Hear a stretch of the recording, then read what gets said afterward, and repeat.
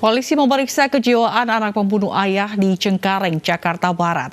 Polisi juga masih mendalami motif pelaku karena keterangannya yang terus berubah.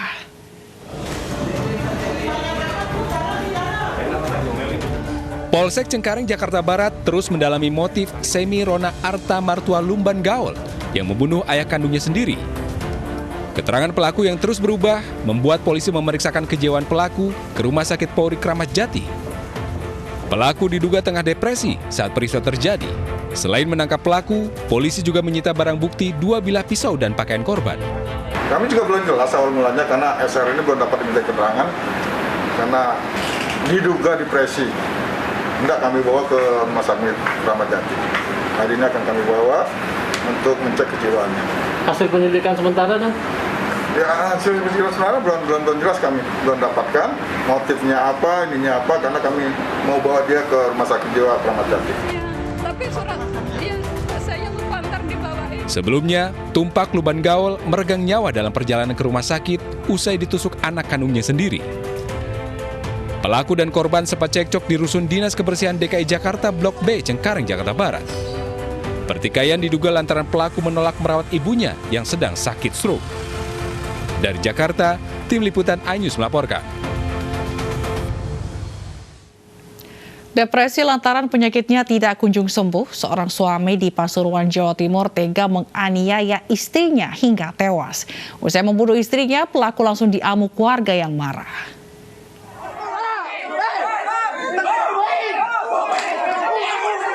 Warga Desa Minggir, Kecamatan Winongan, Pasuruan, Jawa Timur, beramai-ramai menganiaya seorang warga bernama Sukari. Pria berusia 59 tahun ini dihajar massa usai menganiaya istrinya hingga tewas. Ia memukul kepala istrinya dengan balok kayu. Aksi warga ini akhirnya berhasil dihentikan setelah polisi tiba di lokasi. Pelaku sempat dibawa ke puskesmas setempat karena terluka parah. Pelaku kemudian dipindahkan ke RSUD Bangil demi menghindari amukan massa susulan. Polisi juga terus mendalami pemeriksaan kasus ini. Jadi karena memang di situ warga sudah berkumpul banyak, kita himbau ke warga untuk tidak melakukan tindakan sendiri-sendiri. Alhamdulillah warga bisa kita himbau dan pelaku juga kita sampaikan untuk menyerahkan diri dengan baik-baik, tapi karena kondisi lapangan seperti itu, pelaku melawan dengan melempar batu ke petugas, ke masyarakat yang ada di lokasi kejadian. Pasca peristiwa ini, suasana duka menyelimuti kediaman pelaku dan korban. Di mata keluarga dan tetangga, korban dikenal sebagai sosok yang baik dan rajin beribadah. Korban merupakan ibu rumah tangga beranak 1. Adapun pelaku yang merupakan penjual es keliling, belakangan kerap sakit-sakitan. Dari Pasuruan, Jawa Timur, Jaka Samudra, iNews melaporkan. Kasus pembunuhan ibu dan anak yang jasadnya ditemukan di bagasi mobil di Subang, Jawa Barat belum juga terungkap. Polisi sudah menemui titik terang namun masih kekurangan barang bukti untuk menetapkan tersangka.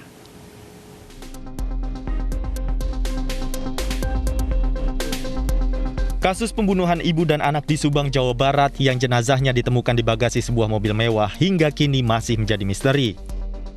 Polisi telah memeriksa 25 saksi, termasuk suami korban dan istri mudanya, namun belum ada satupun tersangka.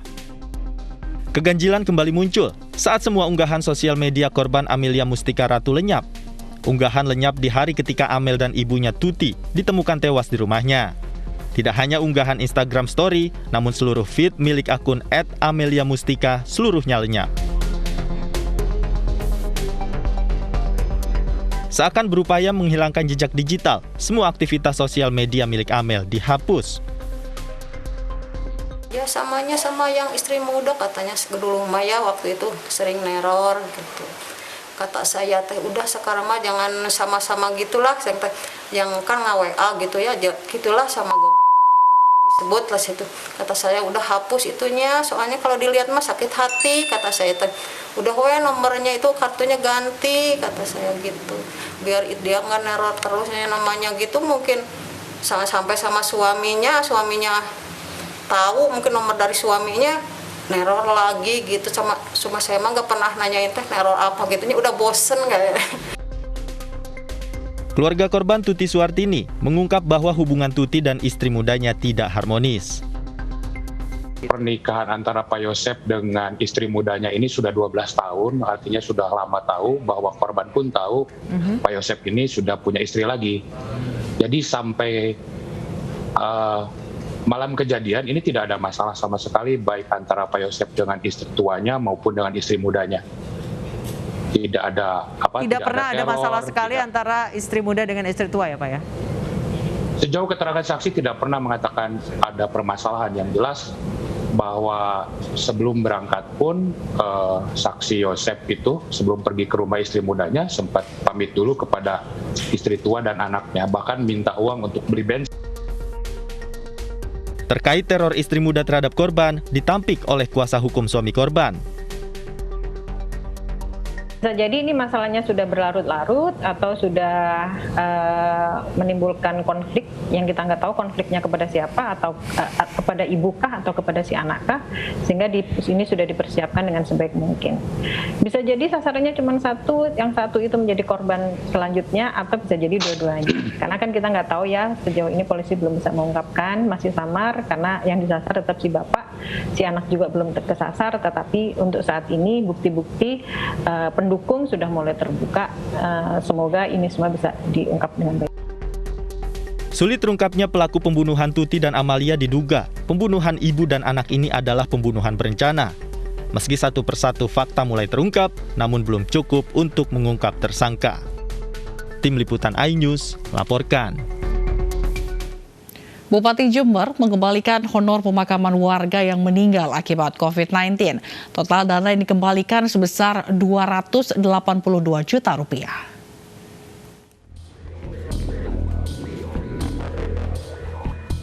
Sejumlah pejabat daerah Jember akhirnya mengembalikan honor pemakaman warga yang meninggal akibat COVID-19. Total dana sebesar Rp282 juta tersebut dikembalikan ke kas negara. Selanjutnya, dana ini akan digunakan kembali untuk penanganan COVID-19 di Jember. 4 orang, saya dari Bupati, dari Sekda, dari Kepala BPBD, dan dari Kabid.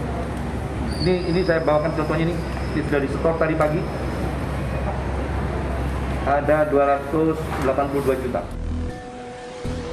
Sebelumnya, masyarakat dihebohkan dengan honor yang didapat oleh para pejabat tinggi Jember dari pengurusan pemakaman warga yang meninggal karena COVID-19 di Jember, Jawa Timur. Total honor yang mencapai 70 juta dikarenakan tingginya tingkat kematian akibat COVID-19 pada bulan Juli. Honor yang didapat para pejabat tinggi Jember dikritik warga yang menilai pejabat sudah mendapat gaji dan fasilitas yang memadai. Apapun kalau dia mengatakan bekerja, kan dia sudah dapat gaji dari pemerintah. Jadi kalau ada uang-uang yang seperti itu, yang sekiranya kalau menurut saya itu uang gelap itu. Uang gelap itu uang nggak jelas. Artinya uang yang seharusnya memang untuk masyarakat, tapi dibuat bagi-bagi yang seperti itu nggak benar itu sudah. Ya kasihan masyarakatnya. Jadi masyarakat itu manut, ngikuti apa yang diperintahkan. Sedangkan yang di atas perbuatannya seperti itu. Ini kan nggak adil namanya itu. Dalam surat keputusan tentang petugas pemakaman COVID-19 Jember, beberapa orang yang mendapat honor diantaranya Bupati, Wakil Bupati dan Sekretaris Daerah, serta pejabat dari BPBD Kabupaten Jember, yaitu Kepala BPBD, Kabid Kedaruratan dan Logistik, serta Kasih Kedaruratan. Dari Jember, Bambang Sugiarto, iNews melaporkan. Toko grosir di kawasan Bojong Soang, Kabupaten Bandung, Jawa Barat menjadi sasaran perampokan bersenjata api oleh sekelompok orang. Kejadian ini viral di media sosial. Sore tadi, sekelompok orang terekam kamera pengawas mendatangi sebuah toko grosir di kawasan Bojong Soang, Kabupaten Bandung, Jawa Barat.